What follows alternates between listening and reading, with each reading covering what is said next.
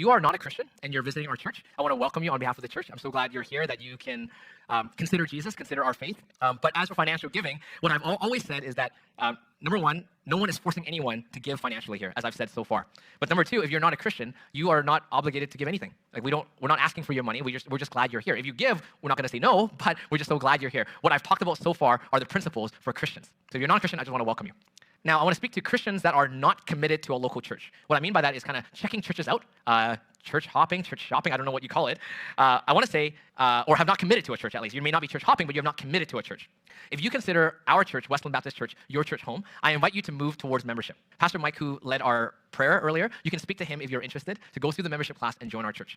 The reason for this is because when you give your declaration that you're committed to one local church, it makes clear to the church leaders who we need to care for, and it makes clear to you which ministry of a local church you should support. Particularly, who should you be supporting in terms of God's work specifically, or the local church in which you are a member. So I want to encourage you, if you consider our church your church home, move towards membership. What's not acceptable for Christians is that Christians that don't have any church home. Now, I know some of you are still considering membership, and I understand that I'm not talking about you because you're committed here, you're considering the formal membership process. What I'm talking about is Christians that just hop from church to church every week, or sometimes they skip church, or every few months they change the church.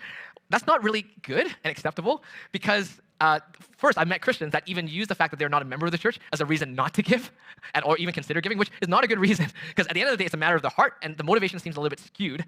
But also, in the New Testament, there are no such thing as solo Christians that don't have shepherds. There's no such thing. There's no such thing as, well, I have my relationship with Jesus, and my church is the church in the world. Like, there's no such thing. In the New Testament, Christians are part of a local church family. They fellowship with them, they worship with them, they serve the Lord with them, they witness together, and they also follow and are cared for by the pastors and elders of the church. There is no such thing as a solo Christian if you're reading the Bible. There's no such thing. And so that's the reason why consider committing to a church in every way, but also considering membership as well.